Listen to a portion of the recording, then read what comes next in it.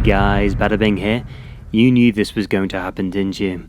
I am back with another GHK M4, but this time it's the Colt trademarked version 2 GHK M4, licensed by Cybergun.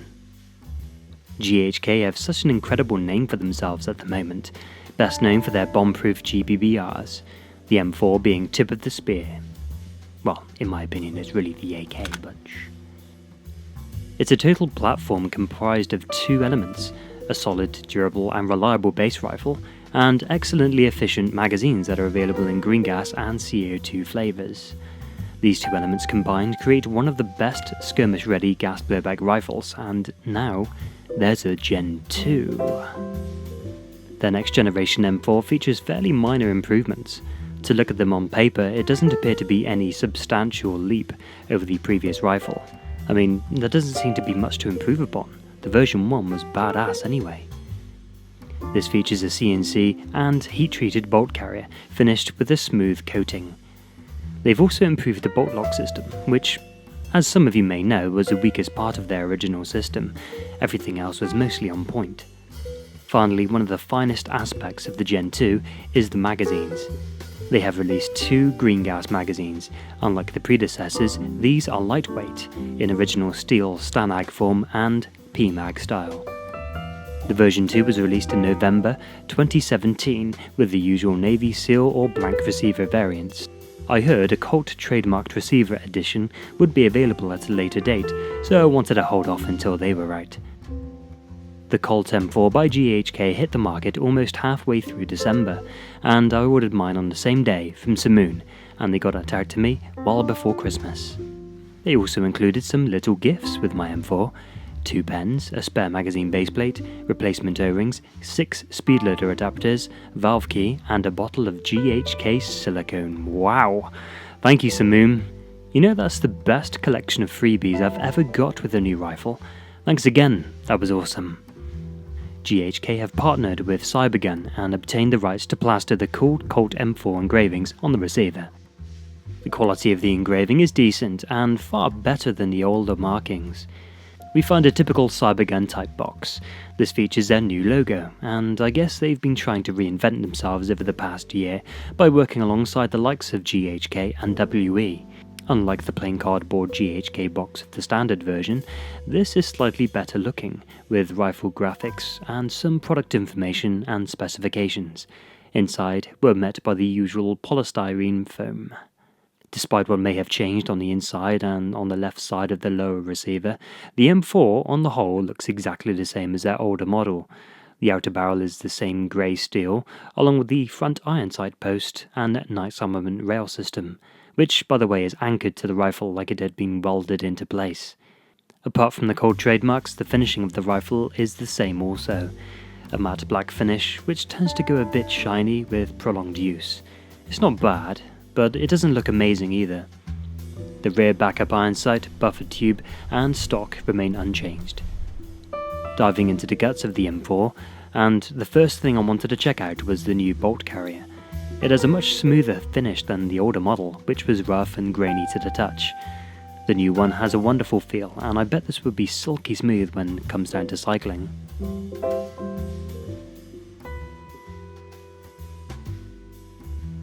The next thing I noticed was the new bolt lock reinforcement. Looking back at the older version, it's quite silly that it would lock up directly to the softer steel carrier. This method was the bane of most GHK M4 owners' lives, and the users would have to take a file to the edge in order to restore a right angle for a stable bolt lock. GHK have improved it by using a harder steel insert, and throughout my time evaluating this M4, it's held up just fine. On the older rifle, I was very conscious by pulling back on the charging handle to chamber the BBs rather than hit the bolt catch. On this rifle, I'm more confident when hitting the paddle with the heel of my fist. The nozzle guide also appears to be different. By the looks of things, the lower receiver has only 2 updates. One is the reduced size of the block that is positioned in front of the bolt catch. It's meant to provide additional support for the bolt catch. On the older M4, it was taller, but due to the material of the receiver, it would often break off. It was no big deal when it did eventually snap off, and those older GHK still got along just fine. GHK have gone with a similar design that's present on the G5 by using a magnet to hold the bolt catch in place.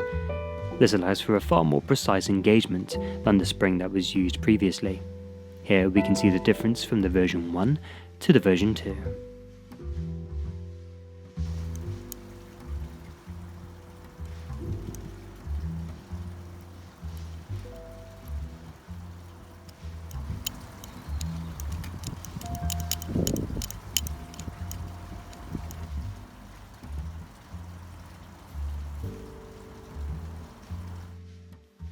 This could also be an improvement. On this mod 1, the upper and lower receivers are just a tad off spec. On the new version 2, they both align up perfectly.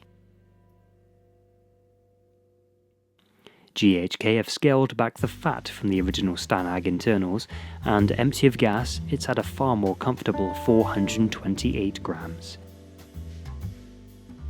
The G5 magazine weighing 594 grams, and the CO2 comes at a hefty 682.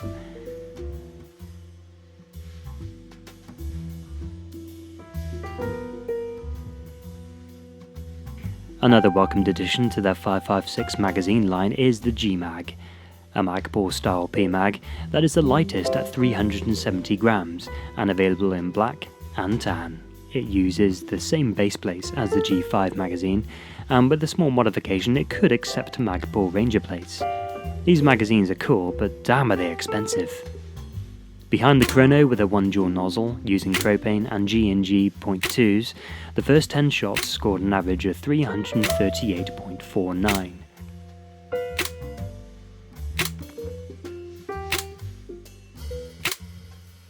While 10 CO2 shots averaged 342.98, so not dramatically higher.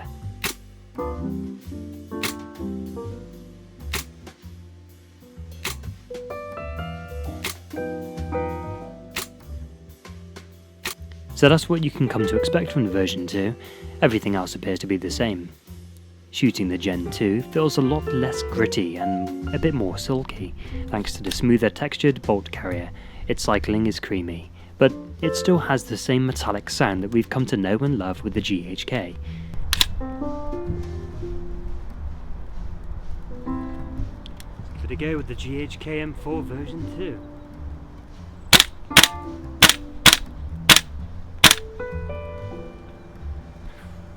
Wow, feels lovely to have one of these things again.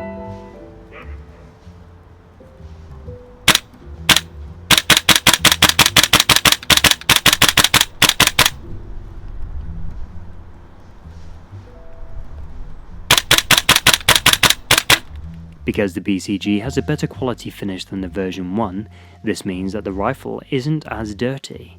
After a couple of magazines through the version 1, internals would be smothered in grit and dirt.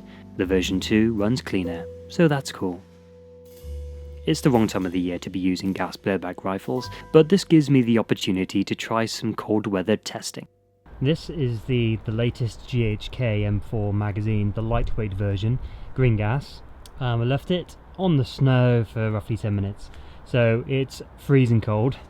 Let's just see how this will do with the cold temperatures.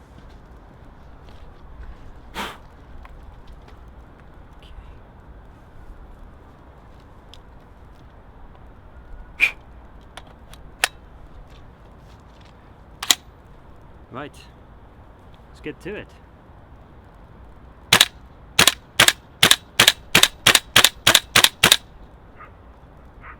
These are using 3s and it's hopping them really wonderfully.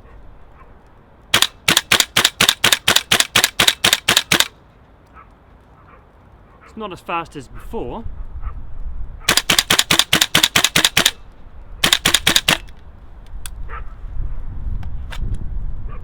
Cleared the magazine, no problem.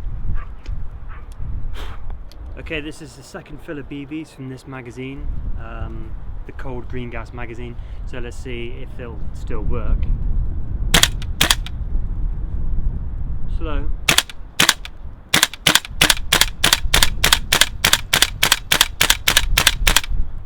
BBs are starting to descend.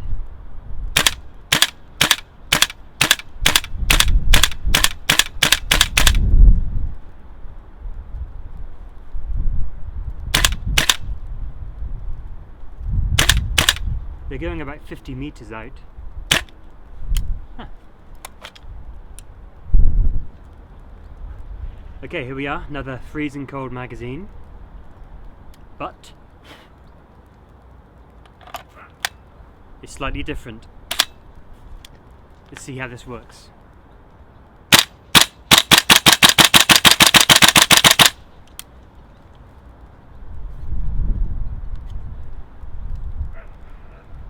Yeah, it's CO2.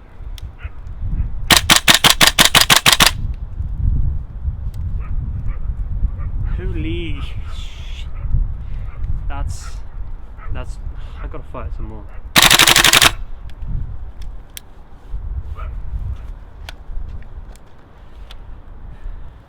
That really is something else, the GHK M4 running CO2.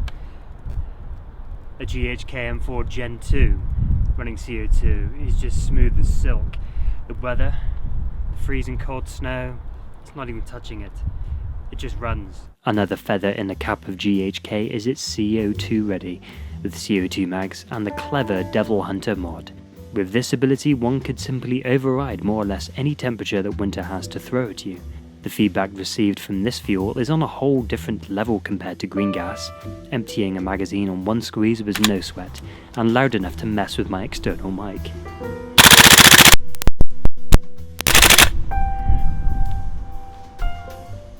The trigger brake is clean and sharp, but the reset feels quite light.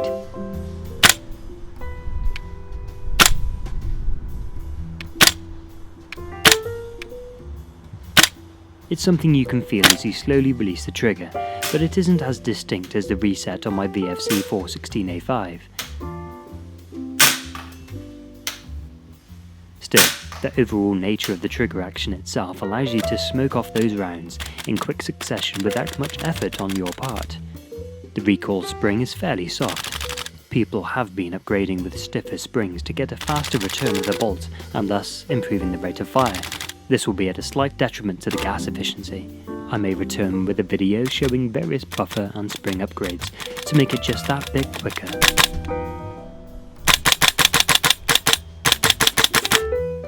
Now it's time to see how accurate this rifle is. As usual, I place the target at 20 meters away, and here I'm using CO2 and Airsoft Surgeon 3s.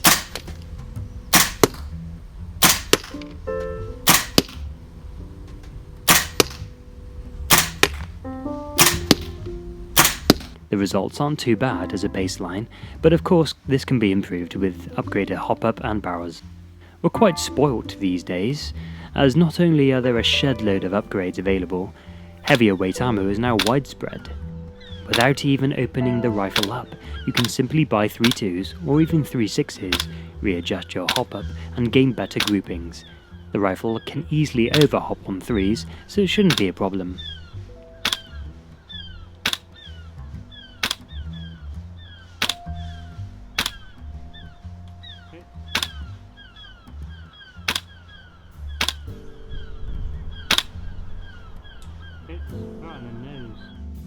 The GHK M4 version 2 is a lovely piece of kit, and one that I highly recommend for those players that are looking for a solid, durable and efficient gas blowback rifle.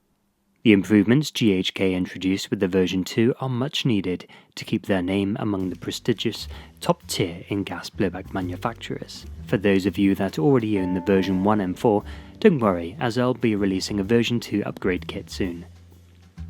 I've ran roughly 1,000 rounds through the rifle, and the Gen 2 bolt carrier has no signs of wear, no signs at all. While making my GHK Mod 1 review, the bolt began to slip off the catch in between changing mags.